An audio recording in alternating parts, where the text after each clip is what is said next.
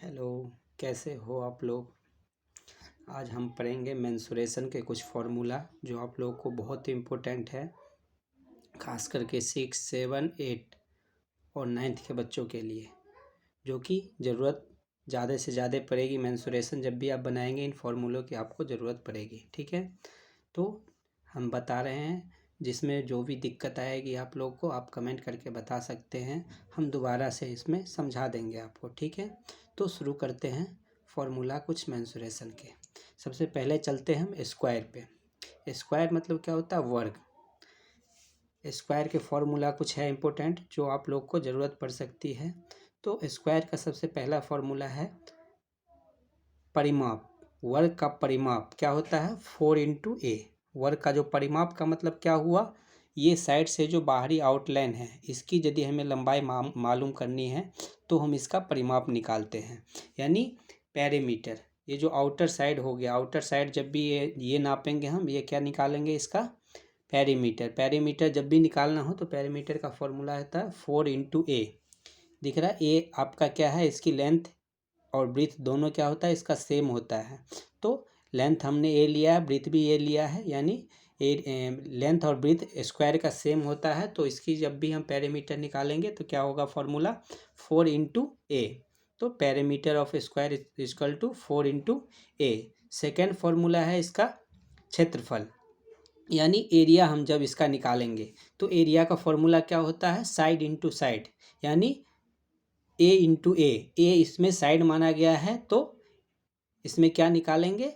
Area. तो area of square क्या हो जाएगा? साइड इंटू साइड, या फिर ए स्क्वायर भी हम लिख सकते हैं। ठीक है, तो वर्ग का क्षेत्रफल क्या हो जाएगा? भुजा इंटू भुजा। साइड मतलब भुजा होता है, तो भुजा इंटू भुजा या ए स्क्वायर हम लिख सकते हैं। ठीक है, नेक्स्ट फॉर्मूला पे चलते हैं। जब हमें एरिया मालूम हो और साइड निकालना हो, तो साइड निकालना हो तो साइड निकालने का फॉर्मूला हमारा क्या होता है? Root under area. एरिया को जो है उसे हम रूट में डाल देंगे तो क्या निकल जाएगा हमारा? साइड, यानी भुजा। एरिया मालूम रहेगा और साइड निकालना रहेगा तो रूट अंडर एरिया करके हम साइड आसानी से निकाल सकते हैं। ठीक है, आगे चलते हैं। जब हमें इसका डायगोनल मालूम हो, यानी विकर्ण मालूम हो, और तब हमें इसका क्षेत्रफल निकालना हो, एरिया निकालना हो, जब डायगोनल मालूम हो, एरिया निकालना हो, तो क्या फॉर्मूला लगाएंगे हम? Area of square equal to हो जाएगा 1/2 × D1 × D2, जहाँ पे D2 क्या है? फर्स्ट डायगोनल है, और D2 second diagonal. D1 first diagonal, D2 second diagonal है। ठीक है, तो जब दोनों डायगोनल हमको मालूम हो और एरिया निकालना हो तो हम क्या करेंगे? 1/2 × D1 × D2, यानी वर्ग का जब विकर्ण हमें दिया रहेगा और क्षेत्रफल निकालना रहेगा तो हम कैसे निकालेंगे? 1/2 × D1 × D2। ठीक है, नेक्स्ट फॉर्मूला इसी का है। जब हमको साइड दिया रहेगा और डायगोनल निकालना रहेगा, साइड दिया रहेगा और डायगोनल निकालना रहेगा। यहाँ पे देख रहे हैं साइड दिया हुआ है और डायगोनल हमें निकालना है, तो diagonal of square equal to क्या हो जाएगा? Side into root 2। Diagonal of square equal to side into root 2, या फिर a इंटू रूट 2 हम लिख सकते हैं। साइड को हम शॉर्ट फॉर्म में a लिखते हैं तो a इंटू रूट 2 लिख सकते हैं। ठीक है, उसके बाद जब हमें एरिया मालूम रहेगा और डायगोनल निकालना रहेगा, यहाँ पे हमें साइड मालूम था, हमने डायगोनल निकाला, यहाँ पे एरिया मालूम है, फिर हमको डायगोनल निकालना है। तो इसे हम दो तरीके से निकाल सकते हैं। या तो एरिया को हम पहले एरिया से साइड निकालेंगे, साइड से डायगोनल निकालेंगे तो थोड़ा लंबा जाएगा। तो डायरेक्ट डायगोनल का फॉर्मूला क्या है? Diagonal of square equal to root 2 × area. Diagonal of square equal to root 2 × area. ठीक है, ये सारे फॉर्मूले आपके हो गए स्क्वायर के। ठीक है, इतना फॉर्मूला आप याद कर लेंगे तो स्क्वायर से रिलेटेड जो भी क्वेश्चन होगा वो आप आसानी से सॉल्व कर पाएंगे। ठीक है, अब नेक्स्ट आपका चलते हैं रेक्टेंगल, यानी आयत। रेक्टेंगल क्या है? आयत, यानी जिसमें लंबाई और चौड़ाई अलग अलग होता है। स्क्वायर में क्या हो? लेंथ और ब्रीथ जो है वो दोनों सेम होता है। रेक्टेंगल में क्या है? लेंथ अलग होता है, ब्रीथ अलग होता है। ठीक है, तो रेक्टेंगल के लिए हम निकालते हैं आयत का परिमाप क्या होता है? 2 × लंबाई प्लस चौड़ाई, यानी perimeter of rectangle equal to क्या हो जाएगा? 2 × L + B, जहाँ पे L क्या है? लेंथ है, और B जो है वो क्या है? ब्रीथ है, यानी चौड़ाई है। एल हो गया लेंथ लंबाई और बी हो गया ब्रेथ यानी चौड़ाई, ठीक है।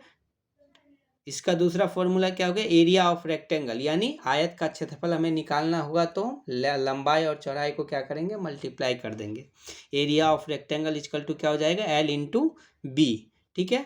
और डायगोनल यानी आयत का विकर्ण जब हमें दिया रहेगा, आयत का विकर्ण हमें निकालना है और लेंथ और ब्रेथ दिया हुआ है, लंबाई और चौड़ाई दिया हुआ है, और आयत का हमें डायगोनल निकालना हो, रेक्टेंगल का डायगोनल निकालना है, तो diagonal of rectangle equal to क्या हो जाएगा, root under l square plus b square, ठीक है।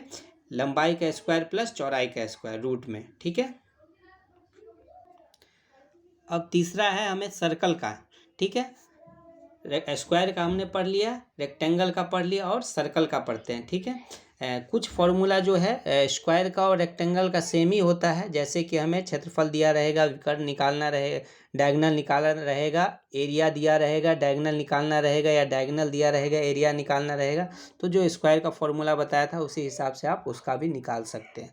बस फ़र्क क्या है उसमें, ए जो है उसका सेम दिया रहता है, इसमें लेंथ और ब्रेथ जो है अलग अलग दिया रहता है, ठीक है। चलते हैं अब सर्कल पे। सर्कल का हमें निकालना रहेगा एरिया, ठीक है।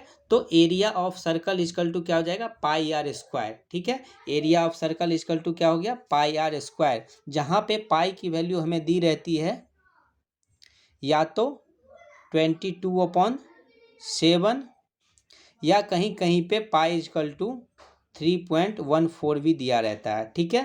तो ये दोनों पाई की वैल्यू रहती है। तो area of circle equal to क्या हो गया, पाई आर स्क्वायर, ठीक है। एरिया मतलब जितना एरिया कवर किया है इसने, इसका हमें एरिया निकालना रहेगा, कितने जगह इसने स्पेस लिया हुआ है। तो ये निकालने के लिए हमें क्या करना पड़ेगा, एरिया ऑफ सर्कल निकालेंगे तो क्या हो जाएगा फॉर्मूला, पाई आर स्क्वायर, ठीक है। यानी हिंदी में यदि बोलते हैं तो वृत्त का क्षेत्रफल यदि निकालना रहेगा तो हम क्या लिखेंगे, पाई आर स्क्वायर, ठीक है। सेकेंड फॉर्मूला हो गया डायमीटर ऑफ सर्कल, यानी डायमीटर का मतलब होता है ये, यानी इस कोने से लेके यहाँ तक, ये क्या हो गया, डायगोनल। डी से हमने इसको डिनोट किया है, ठीक है। डायगोनल नहीं, डायमीटर हुआ ये, डायमीटर ऑफ सर्कल। डायमीटर मतलब व्यास बोलते हैं हिंदी में। वृत्त का जो व्यास होता है वो 2r के बराबर होता है। रेडियस का जो डबल होता है उसे हम डायमीटर कहते हैं, व्यास, ठीक है। तो डायमीटर जब हमको निकालना रहेगा तो हम क्या करेंगे, रेडियस को डबल कर देंगे, या फिर हमें डायमीटर दिया रहेगा, रेडियस निकालना रहेगा तो उसका आधा कर देंगे, ठीक है। जब हमें इसी सिचुएशन में, जब हमें डायगोनल दिया हुआ है और रेक्टेंगल और रेडियस निकालना है तो क्या हो जाएगा, r इक्वल टू d/2, यानी जो डायमीटर हमारा दिया रहेगा उसका हम हाफ कर देंगे तो हमारा क्या निकल जाएगा, रेडियस, ठीक है। तो इसके बाद है circumference of circle. Circumference of circle का मतलब हुआ परिधि, यानी बाहरी आउटर लाइन जो हो गया इसका, ये इसका क्या हो गया, परिधि। इसको क्या बोलते हैं, सरकमफ्रेंस ऑफ सर्कल, ठीक है। सर्कल का जो है सरकमफ्रेंस निकालना है हमें तो क्या निकालेंगे, 2πr, ठीक है। 2πr जो हो गया, 2πr के फॉर्मूले पे ये बाहर जो आउटर लाइन है इसका हम निकाल सकते हैं, इसको परिधि बोलते हैं, ठीक है। और इंग्लिश में सरकमफ्रेंस बोलते हैं, ठीक है। सरकमफ्रेंस ऑफ सर्कल यदि हमें डी मालूम रहेगा, यानी डायमीटर मालूम रहेगा तो डायरेक्ट भी हम निकाल सकते हैं, पाई इंटू डी करके, ठीक है। तीसरा है रेडियस ऑफ सर्कल, यानी सर्कल का हमें रेडियस निकालना हो, एरिया मालूम हो, सर्कल का रेडियस निकालना हो तो radius of circle equal to क्या हो जाएगा, एरिया अपॉन में pi, root under area upon में पाई, रूट अंदर एरिया अपॉन में पाई से हम निकाल सकते हैं radius of circle.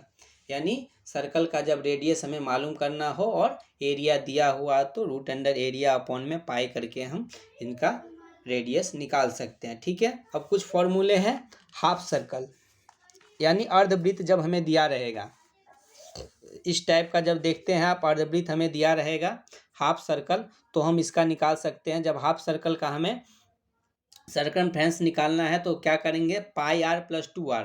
Pi r तो आधे सर्कल का हो गया पाई आर, और यहाँ पे ये सेंटर हो गया, एक आर ये हो गया, एक आर ये हो गया, ये दोनों यानी टोटल जो है सर्कमफ्रेंस ऑफ हाफ सर्कल निकालेंगे तो ये इसका हो गया पाई आर, और ये यहाँ से यहाँ तक हो गया 2r। यानी दोनों को हम प्लस करके सर्कमफ्रेंस ऑफ हाफ सर्कल निकाल सकते हैं। ठीक है। एरिया ऑफ हाफ सर्कल, जब हाफ सर्कल का एरिया हमें निकालना होगा तो सर्कल का एरिया होता है pi r square, half circle का एरिया क्या हो जाएगा, पाई आर स्क्वायर अपॉन 2।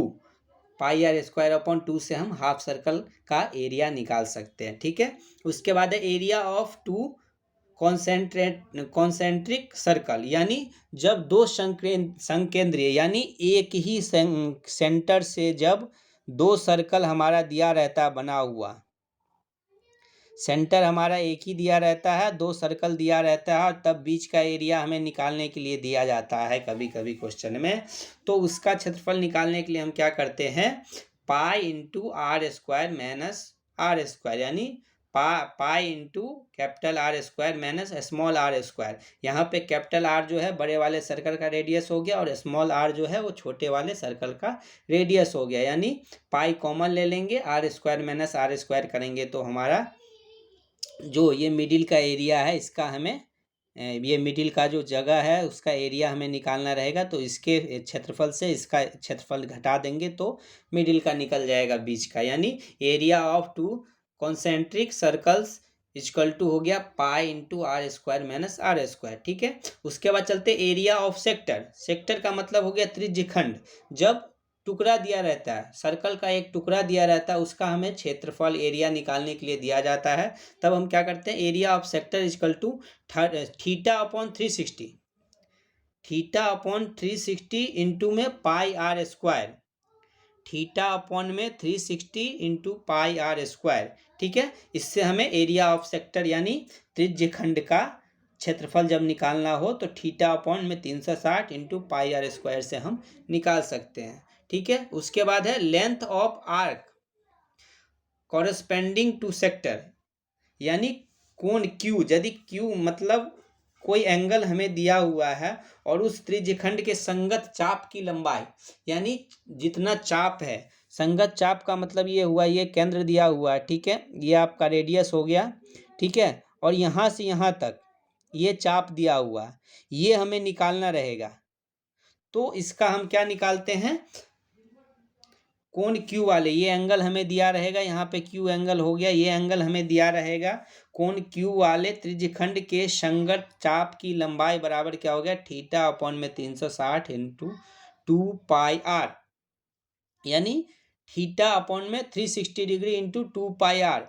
या फिर इसी को हम दूसरे फॉर्म में ऐसे भी लिख सकते हैं, L equal to theta upon में 180 डिग्री इंटू पाई आर, यानी में क्या हो गया, length of arc corresponding to sector equal to हो गया थीटा अपॉन में 360 इंटू 2 पाई आर, या इसी को हमने 2 कॉमन लेके हटा दिया तो एल इक्वल टू क्या हो जाएगा, थीटा अपॉन में 180 डिग्री मल्टीप्लाई में क्या हो गया, पाई इंटू आर। ठीक है। इस वीडियो में हमने ये सारे फॉर्मूले किए। इससे आगे जो फॉर्मूला हो गया, जैसे आपका कुछ सर्कल के अलावा आपका नेक्स्ट फॉर्मूला ट्रेपेजियम हो गया, रोम्बस हो गया, क्यूब हो गया, इन सब का फॉर्मूला आपको नेक्स्ट वीडियो में हम लेके आएंगे। ठीक है। वीडियो अच्छा लगे तो लाइक और कमेंट कर देना, और कोई भी दिक्कत हो, समस्या हो तो आप बेझिझक कमेंट कर सकते हैं, या फिर व्हाट्सअप नंबर पे आप हमें व्हाट्सअप भी कर सकते हैं। ठीक है। अभी के लिए बाय, चलते हैं, नेक्स्ट वीडियो में फिर मिलते हैं। ठीक है। प्लीज़ लाइक और सब्सक्राइब करते रहिए ताकि हम आपके साथ नए नए वीडियो लेके आते रहें। ओके, धन्यवाद।